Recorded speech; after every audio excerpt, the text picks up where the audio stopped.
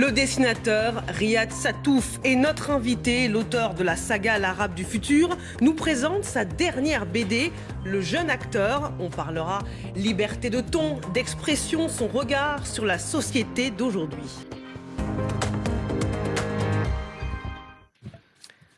Bonjour Riyad Sattouf. Bonjour. Nous sommes très heureux de vous recevoir. Il y a eu un vent de joie dans la rédaction quand on a annoncé la venue d'une star de la bande dessinée. Vous êtes dessinateur, réalisateur, le père de la série phénomène L'Arabe du futur qui s'est écoulée à plus de 2 500 000 exemplaires où vous racontez votre jeunesse entre la France, la Libye, la Syrie. Autre saga populaire, Les Cahiers d'Esther, chronique de la vraie vie d'une fillette vendue à 950 000 exemplaires. Voilà ce que vous pesez dans le monde de la BD. Vous avez réalisé 2 films, Les Beaux Gosses, César du premier film, et Jackie au Royaume des filles, avec votre égérie Vincent Lacoste, qui vous a inspiré votre dernière bande dessinée, Le jeune acteur, où vous racontez les aventures et les débuts de Vincent Lacoste au cinéma. Avant de revenir sur cette BD et sur cette romance à la française entre vous et Vincent Lacoste, en tant qu'observateur de la vie, de la jeunesse, vous qui lisez beaucoup la presse, il ne vous aura pas échappé que la France traverse une période très difficile, beaucoup d'interrogations face à la menace terroriste. Nous sommes en plein procès des attaques du 13 novembre qui se sont déroulées dans le sillage de celles de Charlie Hebdo avec qui vous avez collaboré. Est-ce qu'aujourd'hui, vous vous autorisez à tout écrire, à tout dessiner ? Alors, il se trouve que moi, je fais pas de dessin politique, disons de dessin de caricature politique ou de satire. J'ai besoin de plusieurs dessins qui se suivent pour raconter une bande dessinée. Et donc, j'ai besoin de pages, j'ai besoin de raconter les choses sur le long terme. Alors, pour moi, la France, moi qui ai grandi en Syrie, pour moi, la France, c'est vraiment... Je dirais, ça représente pour moi le paradis de la liberté d'expression. C'est-à-dire un endroit où on peut s'exprimer comme on veut, sur n'importe quel sujet, de la façon dont on le souhaite. Et on peut être lu ou pas lu, mais en tout cas, voilà, on n'a pas à craindre pour sa sécurité ou ou de blesser des gens. Ou des choses. Donc c'est vrai que moi, quand je fais un livre, par exemple, je pense d'abord au lecteur et à lui faire plaisir ou à le manipuler pour l'emmener dans une aventure, à le bousculer dans ses idées, etc. Donc je réfléchis jamais en termes de me dire ça je vais pas en parler, ça faut faire attention à tel ou tel sujet ou ça ou telle ou telle chose. Non, ça justement je fais surtout attention à faire des bandes dessinées pour les gens qui n'en lisent pas. Justement, c'est mon obsession. Est-ce que vous avez le sentiment que les attaques du Charlie Hebdo, les attaques du 13 novembre 2015 ont changé quelque chose en matière de liberté d'expression en France ? Oh, certainement que ça a dû, bien sûr, j'imagine que ça a rendu les dessinateurs beaucoup plus importants qu'ils ne se voyaient eux-mêmes. C'est vrai que quand on choisit d'être dessinateur, c'est parce que on est un peu timide, complexé, on vit dans ça. Voilà, moi je sais que j'étais comme ça, j'avais du mal à parler aux gens, donc je me suis mis à dessiner. Et soudain, se retrouver comme ça, symbole de la liberté d'expression, c'est quelque chose d'extrêmement douloureux et pesant, j'imagine. Mais voilà, il faut continuer à s'exprimer librement et à profiter de la chance qu'on a de pouvoir faire des livres de la manière dont on le fait. Moi, j'ai eu la chance de beaucoup voyager grâce à mes livres et je peux vous assurer que la France est certainement le meilleur pays du monde de tous ceux que j'ai vus. Pourtant, j'en ai vu, mais c'est intéressant d'avoir le regard de quelqu'un qui a vécu sous des dictatures pour se rendre compte peut-être de la chance que l'on a. Mais quand vous dites la France, paradis de la liberté d'expression, ça peut choquer quand beaucoup disent aujourd'hui on ne peut plus rien dire, ce qu'on pouvait dire ou dessiner il y a 20 ans, aujourd'hui suscite des polémiques. Non, mais enfin, je sais que moi j'adore les réseaux sociaux. Par exemple, j'ai un compte Instagram, j'ai une page Facebook, j'ai aussi un compte Twitter. Alors Twitter, j'y vais assez rarement, mais si vous allez sur Twitter, vous allez comprendre. Enfin, c'est très simple de voir que c'est totalement faux, qu'on ne peut plus tout dire, parce que tout est dit sur Twitter. Il y a les ordures totales, les trucs. Enfin, tout le monde s'exprime n'importe comment et dit tout. Donc voilà, moi, ça me semble pas être un sujet. Je dirais pas qu'on peut plus tout dire. Au contraire, on dit tout n'importe comment. Au contraire, maintenant. On peut tout dire et en même temps, il y a des choses qui ne passent pas et parfois de manière tragique.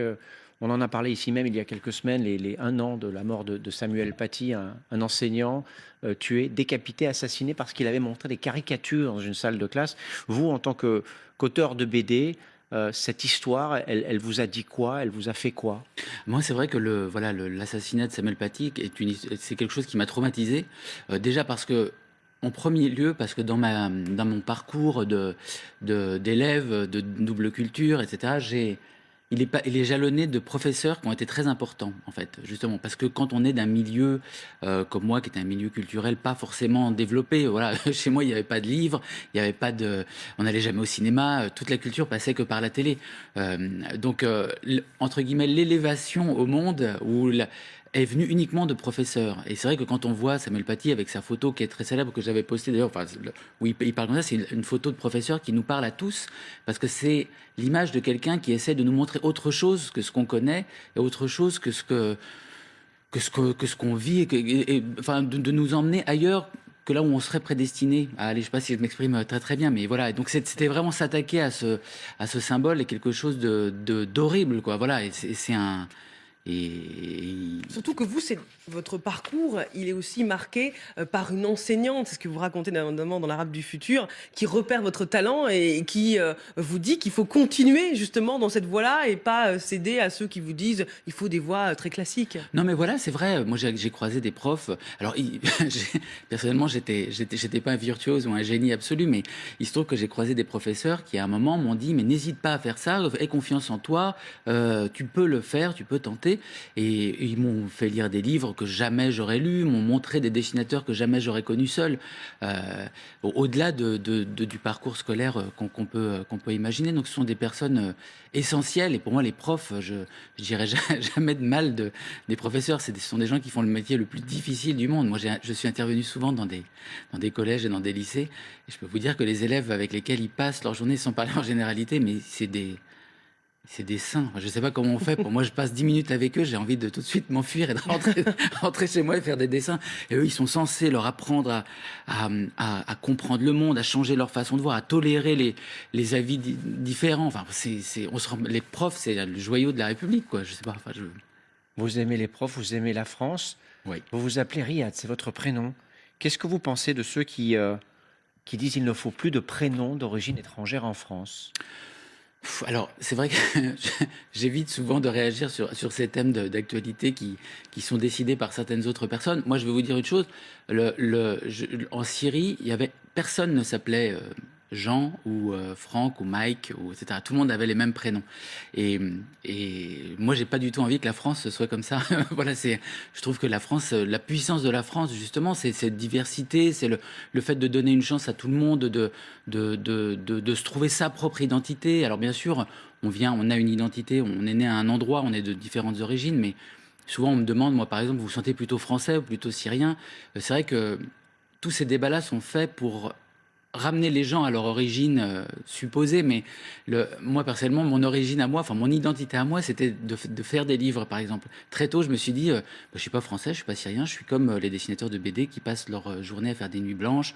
Je suis comme Saint-Exupéry qui écrit dans son hangar alors qu'il est pilote d'avion. C'était cette identité-là que je voulais trouver. Cette identité-là, on n'y a accès que dans un pays libre où on est libre d'être qui on veut, en fait. Voilà. Donc moi, je suis complètement contre ça, bien sûr.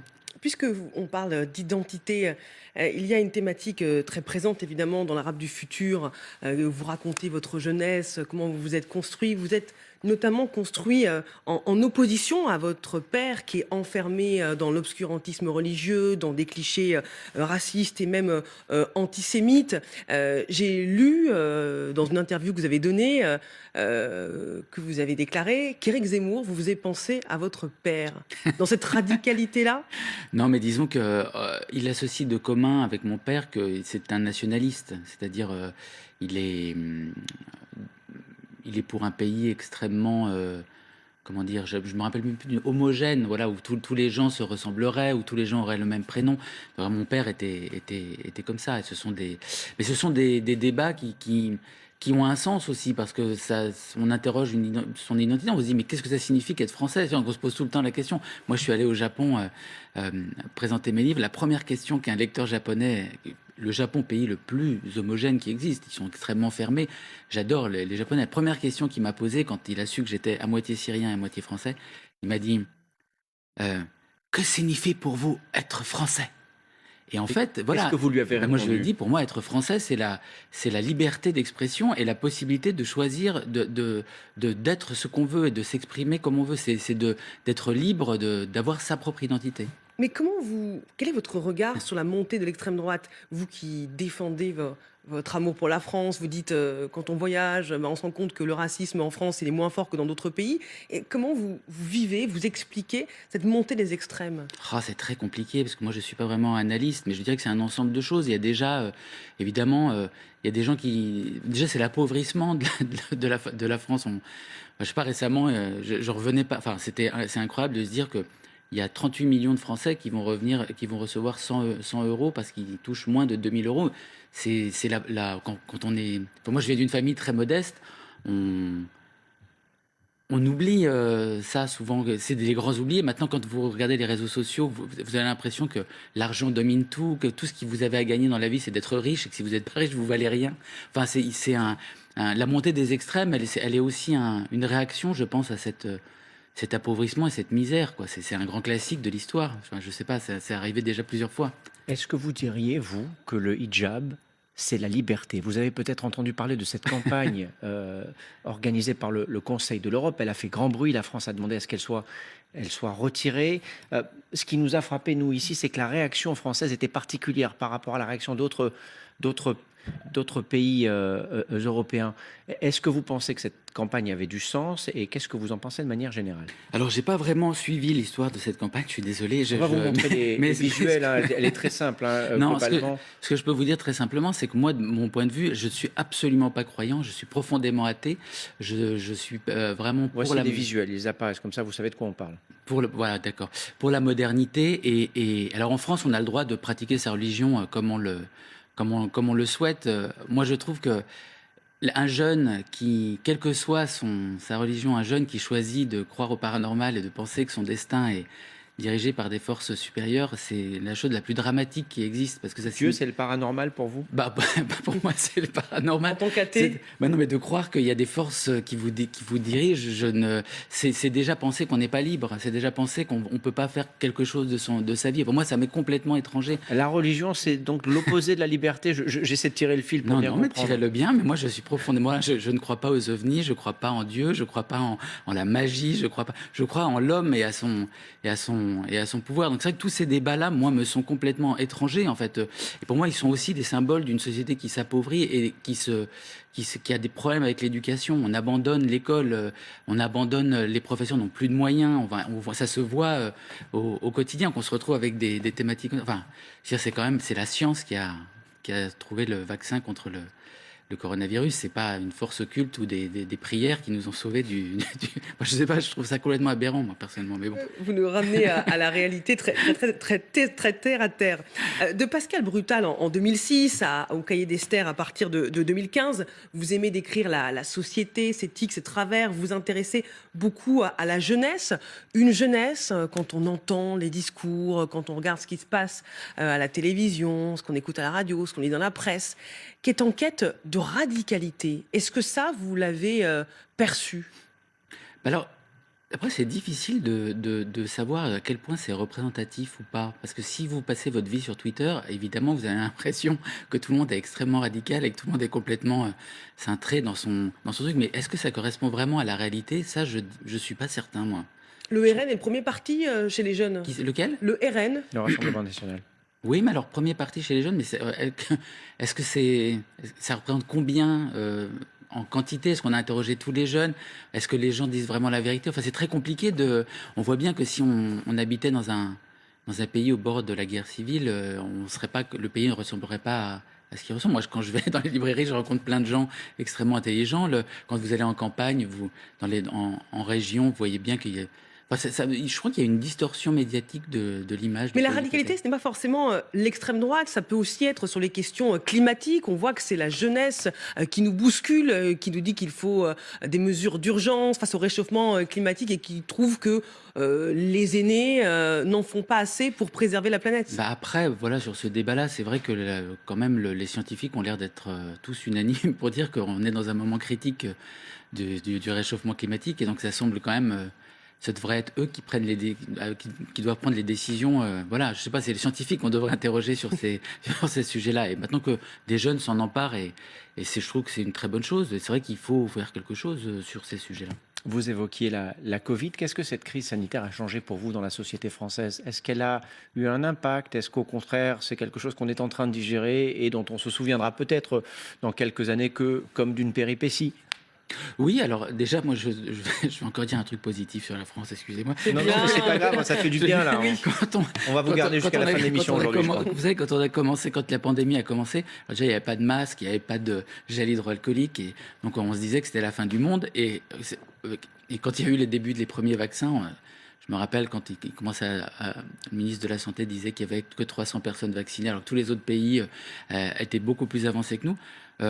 Moi, je trouve qu'il y a quelque chose d'extraordinaire avec cette pandémie, c'est qu'on s'est rendu compte que les Français, qu'on n'arrête pas de critiquer, dont on dit du mal à longueur de journée, sont tous extrêmement civiques, en fait. Ils ont tous respecté le confinement, ils ont tous respecté les couvre-feux. Quand on leur a dit de se vacciner, ils se sont tous vaccinés. Ok, il y en a certains qui manifestent, mais ils ne représentent rien. Enfin, ça n'a aucun... Et donc, en fait, c'est quand même le signe aussi d'un pays qui va plutôt bien. Enfin, je sais pas comment, il y a pas on est quand même leader du monde en vaccination. Donc, moi, j'ai trouvé que c'était très positif. Voilà, je trouvais ça. Vous avez raison d'insister sur cet aspect-là. Pour rester sur ce qui est positif, ce qui nous fait du bien, ce qui va nous faire rire, parlons de votre BD que vous publiez, Le jeune acteur, qui raconte les débuts au cinéma de Vincent Lacoste. C'est l'acteur qui a explosé ces 10 dernières années, notamment grâce à vous, on le rappelle, avec votre film Les Beaux Gosses. Comment est née l'idée de raconter cette histoire en bande dessinée ? D'une manière très très simple, c'est que moi j'ai fait des bandes dessinées et à un moment j'ai réalisé un film parce que mes bandes dessinées avaient du succès. Ce film c'était Les Beaux Gosses, c'était mon premier film et pour jouer le premier rôle de ce film, j'ai choisi un adolescent de 14 ans, anonyme, qui n'avait jamais rêvé de faire du cinéma. C'était un hasard en fait, c'était dans un casting sauvage, ce qu'on appelle, c'est-à-dire j'avais fait des petits dessins avec au directeur de casting avec des tronches pas possibles. Je leur ai dit mais moi je veux des mecs un peu moches comme j'étais au collège, je veux pas des types séduisants, etc. Et donc il s'est trouvé qu'ils l'ont trouvé dans une cantine et j'ai choisi ce jeune qui s'appelle Vincent Lacoste. Et je suis resté très proche de lui parce que au fur et à mesure des années... Vincent Lacoste à l'image. Ce que vous racontez aussi, c'est que le choix n'était pas évident au début. Non, parce qu'il n'était pas forcément brillant non plus. C'était pas un génie, quoi. C'est sympa le recrutement. Je te recrute parce que tu as l'air idiot et moche. Et depuis, je crois, 30 films en une décennie pour Vincent Lacoste. Donc il a quand même fait un beau parcours. Et donc, en fait, c'est vrai que c'était...